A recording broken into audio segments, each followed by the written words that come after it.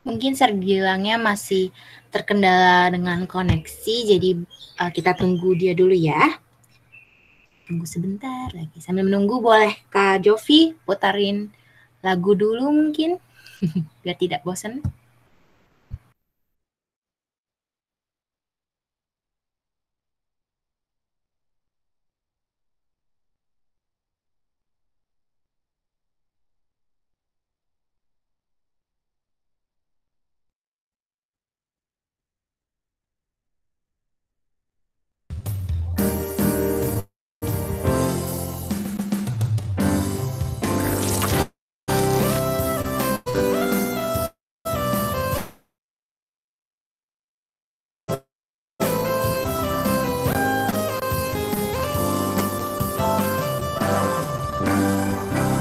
Jenjang baru telah tiba,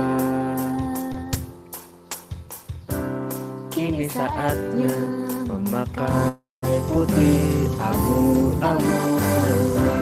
Mari kita bersama membuka lembaran baru, menggapai cita bersama. Selamat datang, selamat datang, selamat kota wisata. Tanah canda bergembira bersama-sama. Selamat datang, selamat datang, selamat kota wisata. Belajar bersama, bertumbuh keadilan, menjadi generasi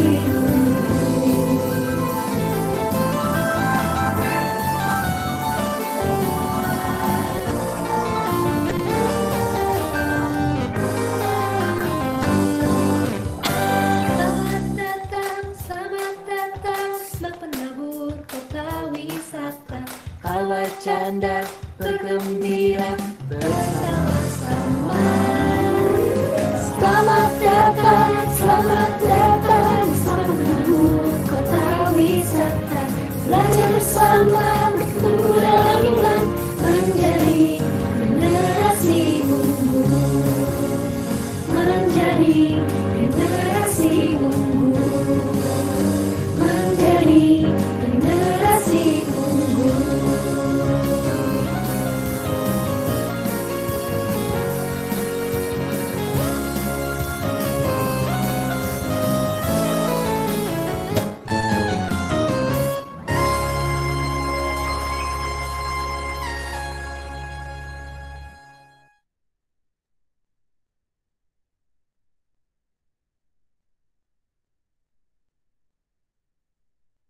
Oke, ada Sergilang kah di sini? Sudah ada? Ya, sudah ada. Selamat pagi semuanya. Oke. Silakan, Sir.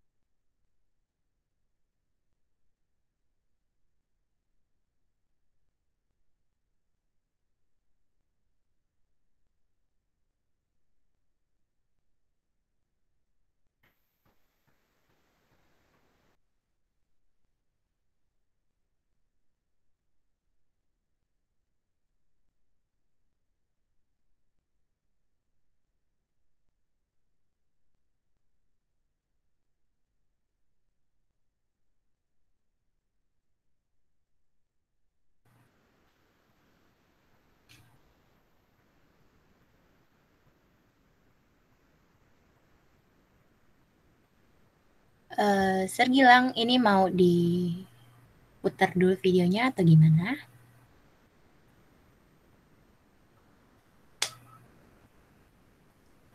Ya, putar dulu videonya. Oke. Iya. Cobi, silakan. Salam sehat buat kalian semua anak-anakku yang terkasih kelas 10 tahun pelajaran 2020. Kembali lagi dengan saya Pak Gilang, ya, saya sebagai guru BK kalian nanti di kelas 10. Nah, sekarang Pak Gilang akan membawakan materi PLS tentang cara belajar efektif. Nah, di sini kita akan belajar dan bahas banyak sekali apa sih belajar efektif itu. Nah, nanti kalian bisa lihat video yang Bapak tampilkan, kalian cermati baik-baik, semoga ini berguna buat kalian. Nah, sekarang kita lihat video berikut ini.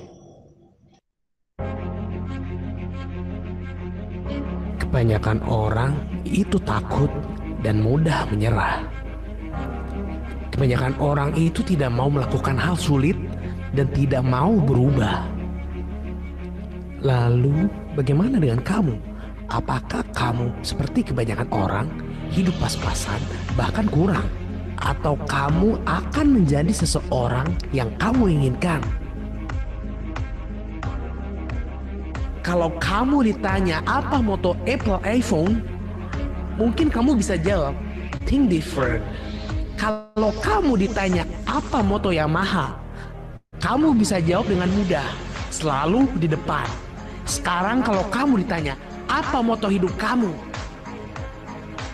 kalau kamu berpikir kamu akan mendapatkan impian kamu, mulailah bertindak dengan langkah kecil. Setidaknya kamu memiliki mindset yang bisa kamu pegang. Dan jangan menganggap kamu akan mudah mendapatkan impian kamu. Ketika kamu mengejar impian kamu dengan cara sugesti positif saja, atau dengan hukum energi tarik-menarik saja, berdiam diri atau berdoa di rumah atau tempat ibadah, lalu kamu pikir semuanya akan berhasil. Hidup ini tidak bekerja seperti itu. Jangan mau dibohongi. Dan kamu juga tahu, tidak satu agama pun mengajarkan untuk mendapatkan sesuatu cukup dengan berdiam diri dan berdoa. Kalau kamu punya mimpi, maka bangun, keluar dari kamar, berusaha dan bekerja. Satu-satunya cara untuk mengubah itu semua adalah kamu bilang sama diri kamu, tidak, saya tidak akan menyerah.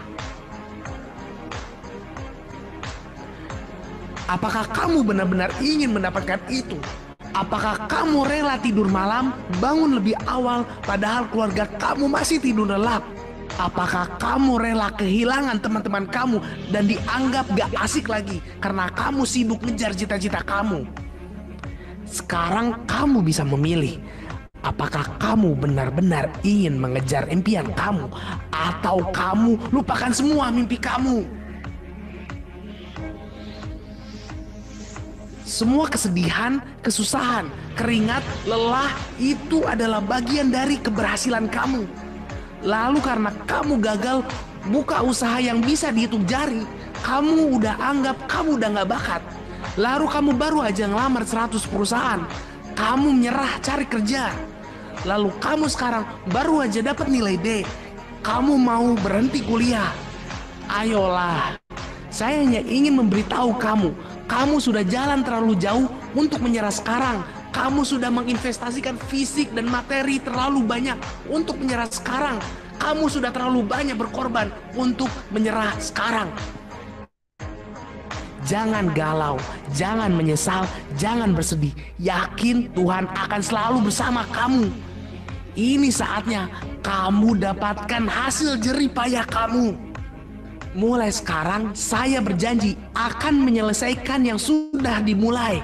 Saya berjanji tidak akan kehilangan semangat. Dan saya berjanji memiliki mental yang kuat. Dan saya akan menjadi pemenang. Dan mulai sekarang saya tidak akan pernah menyerah walaupun diri saya merasa tidak kuat lagi. Sudah terlalu banyak keringat yang menetes. Sudah terlalu banyak air mata ini yang mengalir. Saya akan terus lakukan dan terus lakukan. Kamu sudah terlalu dekat di garis finish. Kamu hanya sedikit lagi, hanya satu putaran lagi. Karena kamu gak tahu sebentar lagi kamu akan berhasil. Karena kamu gak tahu tinggal satu langkah lagi kamu akan menjadi juara. Kamu tidak akan berhenti walau kamu lelah. Kamu gak akan berhenti walau kamu disakiti. Karena kamu akan terus maju. Ini putaran terakhir kamu. Sebentar lagi kamu berhasil. Terus berjalan, terus berlari, jangan berhenti, terus berusaha. Tuhan mengetahui siapa yang benar-benar berusaha. Kamu pasti bisa. Kamu berhasil. Kamu itu memiliki mental yang luar biasa. Jangan berhenti, terus berusaha.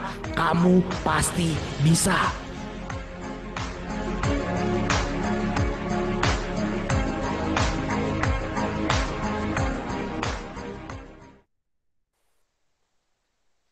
Halo anak-anakku semua. Nah, sekarang kita akan belajar bersama membahas materi kita, yaitu cara belajar efektif. Nah, untuk selanjutnya kita akan tahu apa sih tujuannya dulu belajar ini, ya. Nah, nih bisa kalian baca dan kalian pahami tujuan materi ini. Yang pertama, supaya kalian ada tanggung jawab dalam belajar. Itu yang pertama. Yang kedua, kalian bisa mengetahui dan menerapkan gaya belajar kalian dengan baik. Jadi bisa terhindar dari kegagalan dalam belajar. Nah, selanjutnya kalian dapat mengatasi masalah yang muncul dalam belajar. Yang terakhir, kalian dapat menyesuaikan diri dengan tuntunan belajar. Jadi bukan tuntutan ya, bukan tuntutan, tapi tuntunan belajar di jenjang SMA. Jadi kalian bisa beradaptasi gimana sih belajar di SMA Penabur Kota Wisata ini. Ya, jadi kalian bisa dapat beradaptasi. Itu. Nah, selanjutnya kita akan membahas ini. Ya. Apa sih belajar itu? Mungkin kalian bertanya-tanya. Nah, jadi belajar itu adalah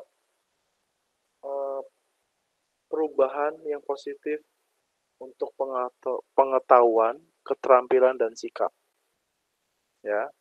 Nah, jadi proses aktivitas yang mengarah pada perubahan yang positif, pengetahuan, keterampilan, dan sikap. Ya, jadi bisa kalian pahami baik-baik kalimat ini.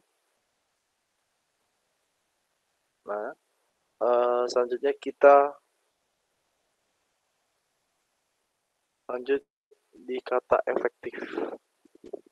Nah, ini bisa kalian baca juga, kalian pahami. Efektif itu intinya membuat efek, mempunyai efek yang sangat besar pengaruhnya pada diri kalian.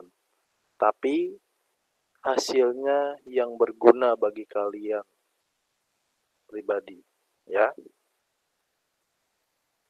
Nah, kalau dijadi satu kan, belajar efektif itu apa sih? Nah, jadi belajar efektif itu adalah proses atau aktivitas yang berkaitan dengan usaha, mempengaruhi atau memberi efek yang dapat membawa hasil sesuai dengan tujuan maupun proses yang ada di dalam pembelajaran itu sendiri. Jadi di sini intinya usaha yang mempengaruhi sesuai tujuan kalian. Tujuan kalian dalam belajar ini apa sih? Ya. Nah, untuk selanjutnya kalian bisa pahami nih kalimat ini baik-baik.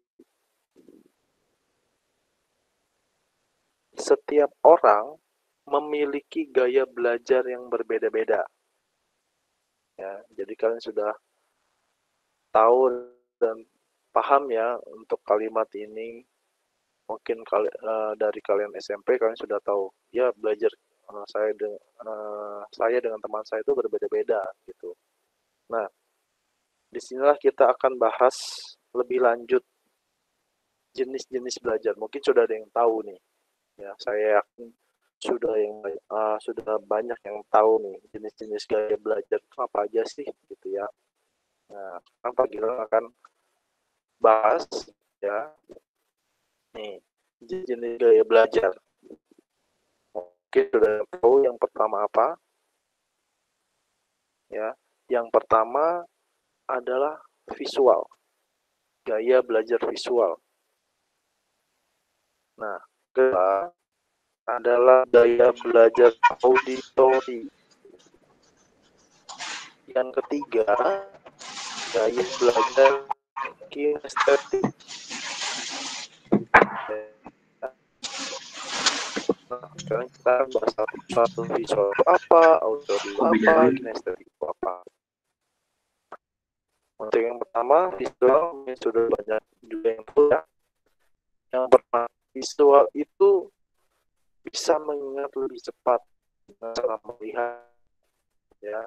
Jadi anak seperti ini itu dengan mengamati, dengan melihat, ya, cara dia belajar pengajarnya akan cepat lebih paham, cepat lebih ingat untuk materi yang sedang dipelajari, ya. Nah, terus yang kedua, tidak mudah terganggu dengan suasana berisik, ya, tidak mudah terganggu dengan suasana berisik, ya. Yang ketiga, memiliki kemampuan mencatat atau mengetik dengan file lebih rinci itu. Jadi dengan cara menggambar, mencatat, itu kamu lebih paham, ya.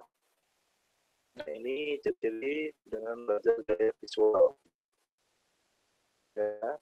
Nah, selanjutnya yang kedua tadi adalah auditori, ya, gaya belajar auditori. Nah, yang pertama, tipe ini memiliki kemampuan mengingat yang baik dari mendengarkan, ya. Jadi mengingatnya itu sangat baik dari mendengarkan. Nah, yang kedua, tidak bisa konsentrasi jika suasana berisik. Jadi jika suasana berisik sedikit aja sudah buyar konsentrasinya, ya, ya.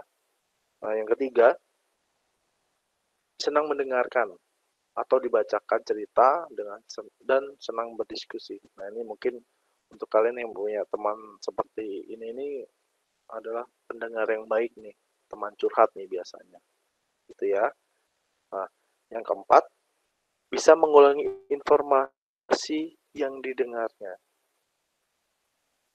Jadi sangat baik nih. Nah, ini mungkin tipe-tipe pendengar yang baik nih, ya. Jadi bisa mengulangi informasi yang didengarnya. Nah, ini untuk tipe gaya belajar auditori. Nah, selanjutnya kita bahas untuk tipe gaya belajar kinestetik. Ya, apa sih kinestetik itu? Tipenya seperti apa sih? Nah, yang pertama, mengingat atau menghafal dengan cara berjalan atau membuat gerakan-gerakan. Ya, jadi kinestetik ini anak yang aktif, ya, anak yang sangat aktif, ya. Jadi dengan cara dia berjalan atau membuat gerakan untuk ini, nanti apa yang muncul dalam pemikirannya membahas materi apa, dia akan selalu ingat, gitu, ya. Yang kedua, menyukai belajar praktik atau menyentuh langsung, ya. Jadi ini lebih ke olahraga, ya. Jadi yang sangat aktif, ya, tipe anak seperti ini itu lebih suka praktek daripada teori, ya. Senang praktek langsung, gitu ya. Jadi lebih ke olahraga atau mungkin fisika, ya, kimia, langsung praktek ada labnya masing-masing, atau IT club gitu kan, langsung belajar di lab komputer gitu ya. Nah, selanjutnya, menyukai aktivitas pembelajaran yang aktif atau berupa permainan. Nah, di sini tipe anak yang sangat senang sekali dalam permainan. Jadi sangat antusias sekali kalau bila ada belajar tentang permainan gitu ya. Untuk menggerakkan badan gitu. Ya, menggerakkan badan dalam bentuk ada aktivitas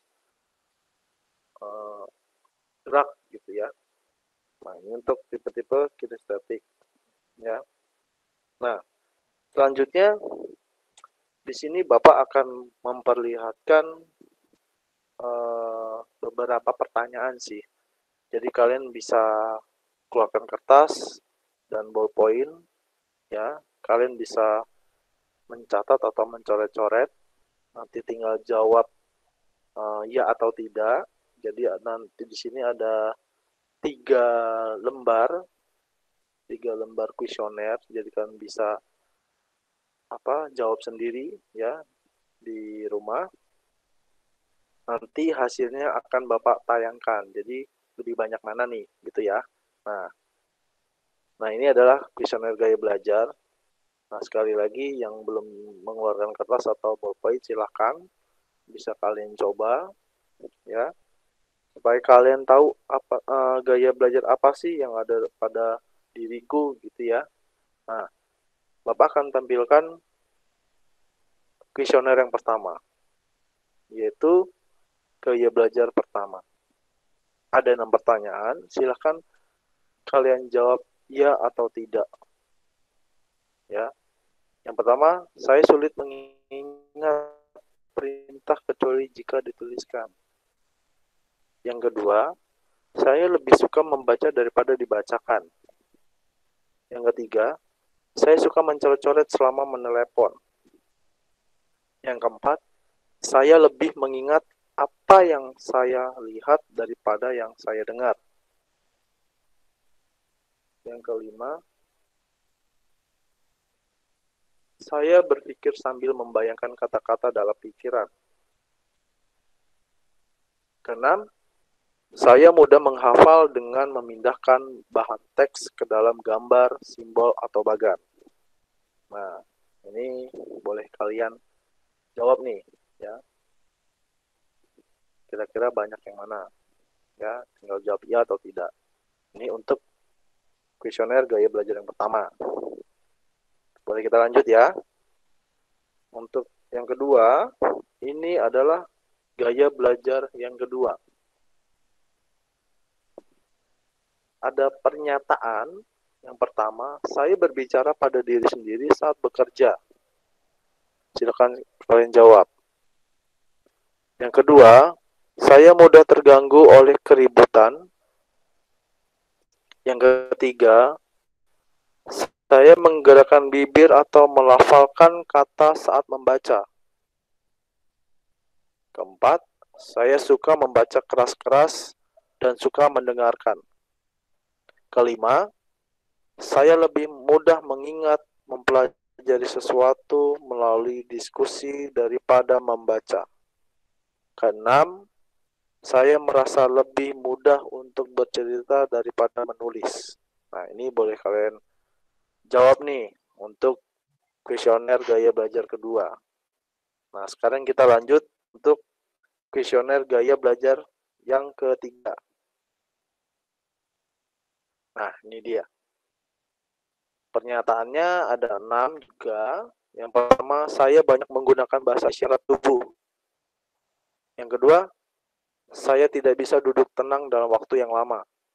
Ketiga, saya mengetuk pena, jari, atau kaki saat mendengarkan. Keempat, saya melakukan banyak gerakan saat berbicara. Kelima, saya belajar dari pengalaman dan praktek. Keenam, saya menghafal atau pelajari sesuatu dengan melakukan aktivitas. Nah, silakan dijawab kuesioner gaya belajar yang ketiga. Nah, nanti kita akan lihat nih, dari ketiga kuesioner ini, kalian jawabannya paling banyak yang mana? Ya atau tidak? Jadi paling banyak iyanya atau paling banyak tidaknya. Ya. Nah, ini Pak Gilang akan tampilkan hasilnya. Jadi kalian bisa menilai sendiri gaya belajar apa sih yang kalian senangi gitu ya. Nah, coba nih. Dari hasil kuesioner tadi, bisa kalian pahami dan baca baik-baik. Bila banyak ya pada gaya belajar 1, berarti gaya belajar visual.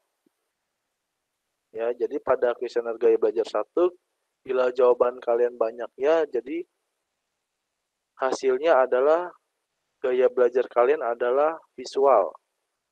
Yang kedua, bila banyak ya pada gaya belajar 2, berarti gaya belajar auditori. Jadi jawaban pada kuesioner gaya belajar 2, bila banyak jawabannya itu adalah gaya belajar auditori. Yang ketiga, bila banyak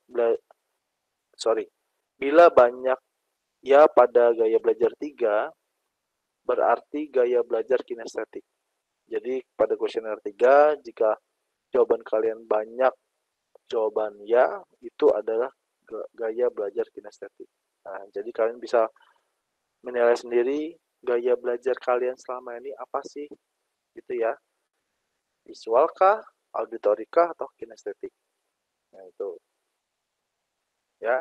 Nah, bisa kalian jawab, bisa kalian pahami gaya belajar dalam pribadi kalian masing-masing. Nah, seterusnya kita akan bahas nih keberhasilan dan apa sih hambatan-hambatan dalam belajar, gitu ya.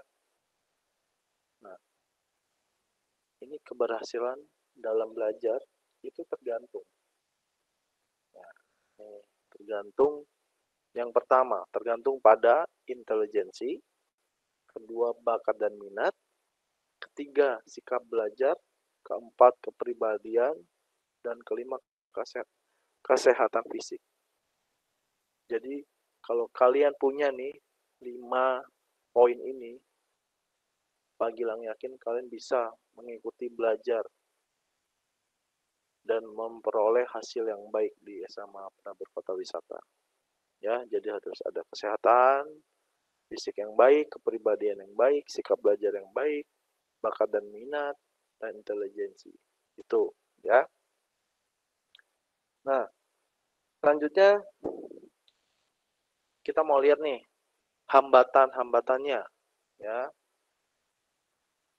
Nah, kita bahas dulu nih hambatan dari dalam diri kalian nih, ya. Boleh kita lihat nih. Ini gambar yang muncul, ya. Ada anak lelah belajar, kedua ada stick, ya, stick PlayStation mungkin ya. Terus ada sosial media. Nah, mungkin ini beberapa hal yang mempengaruhi belajar kalian, ya, menjadi menurun, gitu ya. Nah, ini poinnya. Yang pertama, suka menunda-nunda, kelelahan fisik, tidak mampu membagi waktu, tidak disiplin diri, tidak bisa pilih prioritas kegiatan yang penting, suka tidur, suka kumpul-kumpul dengan teman atau jalan-jalan, ya, persepsi yang keliru. Nah, jadi intinya di sini kalian harus bisa bagi waktu dan memperhatikan disiplin diri kalian. Artinya dalam poin ini, kalau kalian sering tidur, sering kelelahan, artinya kalian tidak bisa membagi hal yang penting yang mana, dan kalian tidak bisa memperhatikan kesehatan diri kalian. Ya, tadi sudah dibahas ya, keberhasilan itu apa sih, termasuk kesehatan fisik ya tadi ya. Nah, selanjutnya kita bahas hambatan dari luar. Tadi kan dari dalam ya, kita dari luar diri. Nah, yang pertama, persepsi orang tua. Ya, perlu kalian pahami. Kita kadang berbeda persepsi dengan orang tua. Orang tua kita menuntut kita, ayo belajar, kamu harus belajar dengan baik. Kamu nggak bisa belajar sambil dengarkan musik. Padahal dalam diri kita cocok sambil mendengarkan musik, saya bisa belajar gitu. Itu hanya contoh saja. Nah, itu adalah persepsi dengan orang tua. Jadi persepsi yang keliru ya.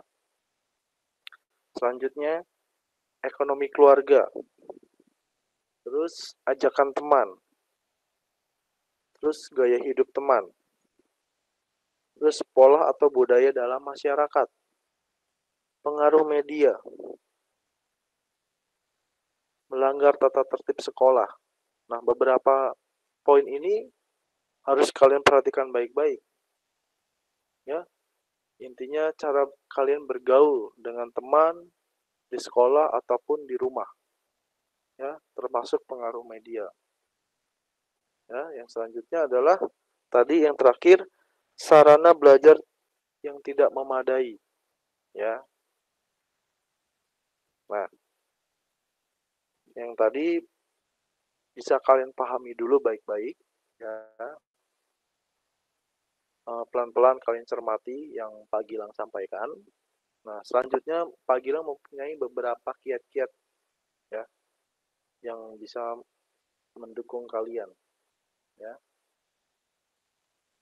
Nah, ini kiat-kiat sukses dalam belajar. Yang pertama itu ada motivasi diri, ya. Yang kedua ada pandai bagi waktu.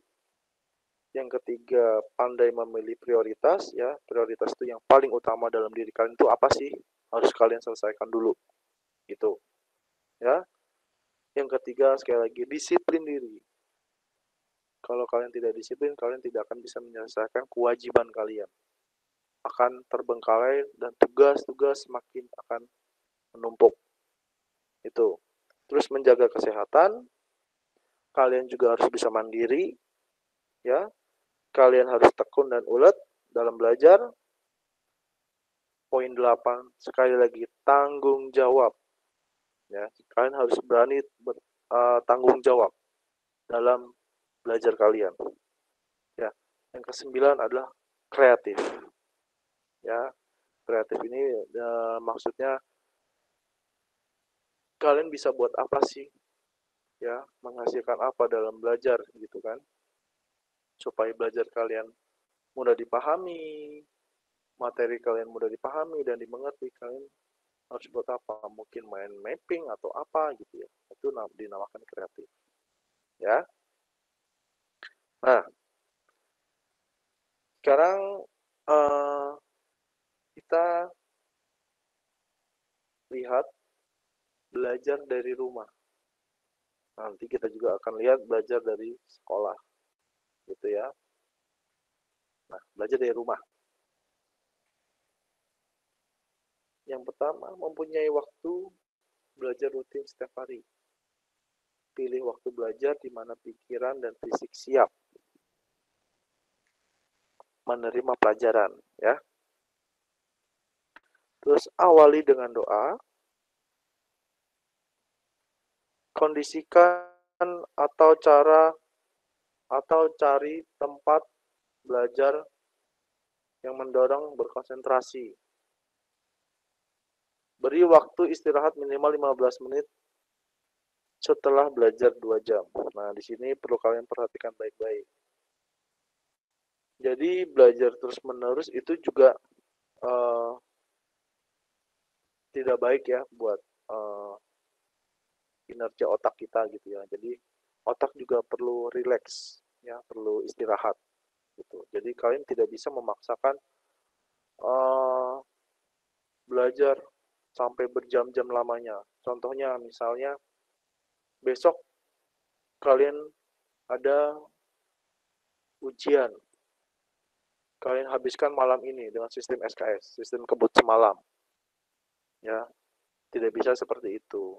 Jadi belajar itu bertahap, nak.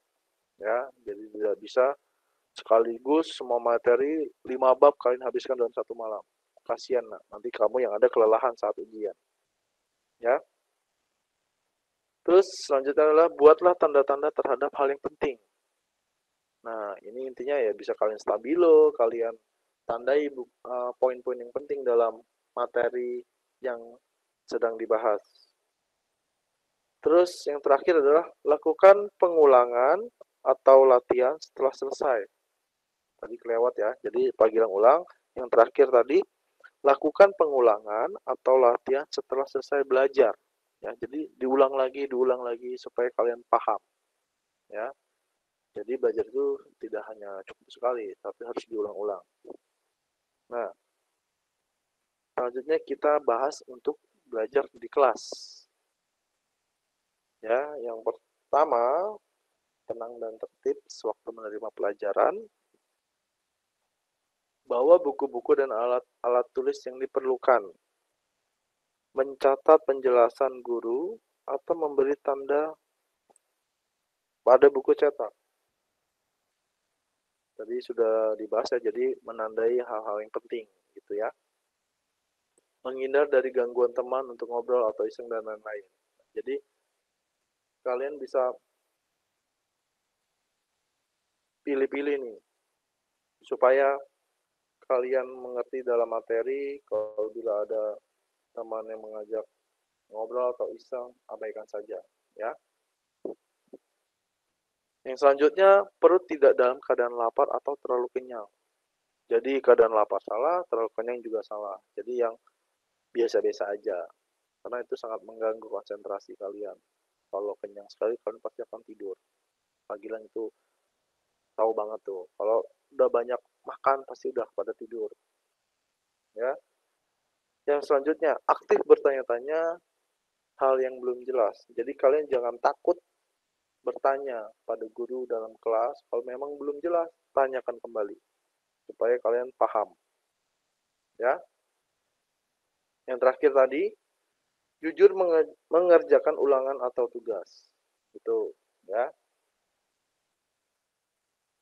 Nah, untuk selanjutnya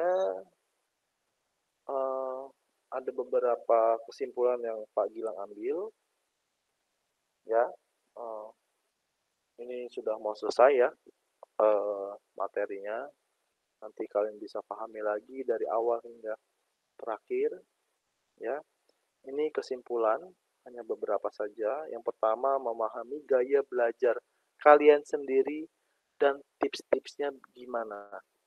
Ya, jadi kamu kalau sudah paham gaya belajar kamu, nah, apa yang akan kalian lakukan untuk mendapatkan hasil yang terbaik? Langkahnya gimana? Tahapannya gimana? Gitu ya. Yang kedua, belajar sesuai gaya belajar masing-masing. Ya, kalau kamu sudah tahu belajar kamu visual, kamu tidak bisa mengikuti gaya belajar temanmu yang kinestetik. Itu sangat jauh sekali. Ya. Yang ketiga, belajar disertai dengan rasa sukacita. Ya, sekali lagi, belajar disertai dengan rasa sukacita. Dengan rasa sukacita, kalian dengan mudah memahami materi yang dijelaskan oleh guru kalian di kelas. Kalau kalian tidak ada rasa sukacita, tidak ada rasa suka gitu ya, kan akan sulit memahami materi yang dijelaskan guru kalian di kelas. Nah, ini beberapa kutipan ya. Selalu berusaha keras serta tidak mudah putus asa karena keinginan memberi yang terbaik untuk Tuhan. Ya, bisa kalian pahami kalimat ini.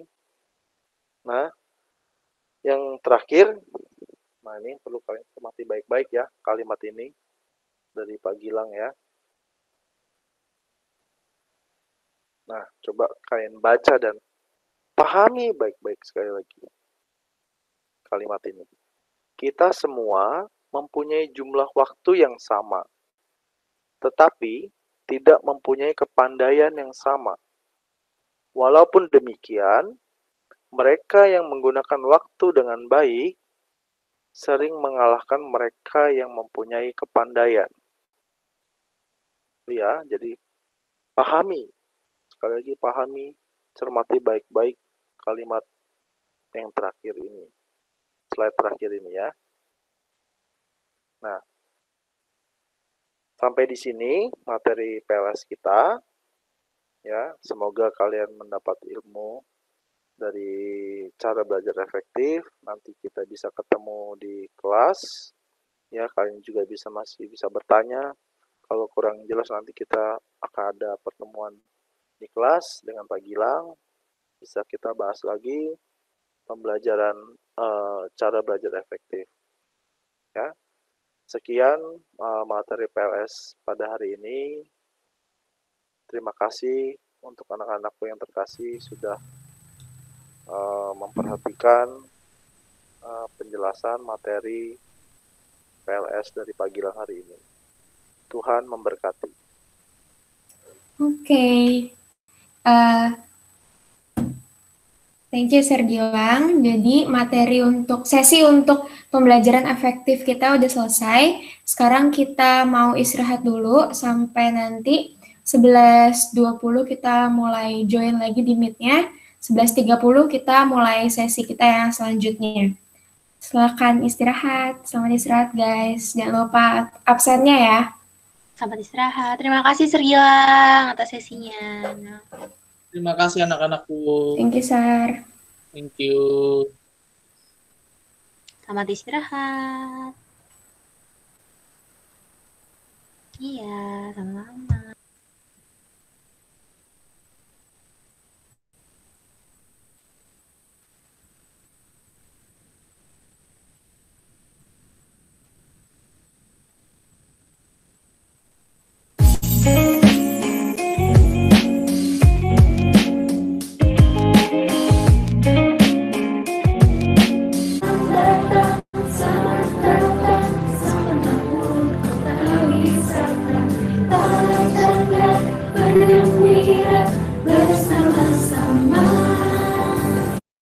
Yang kameranya masih belum nyala, silahkan dinyalakan.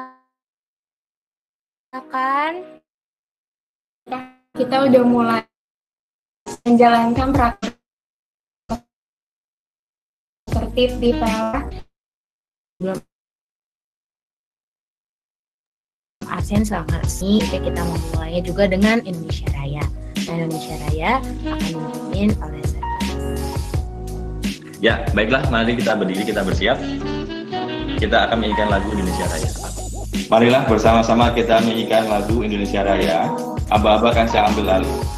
Kepada bendera merah putih. Hormat, gerak.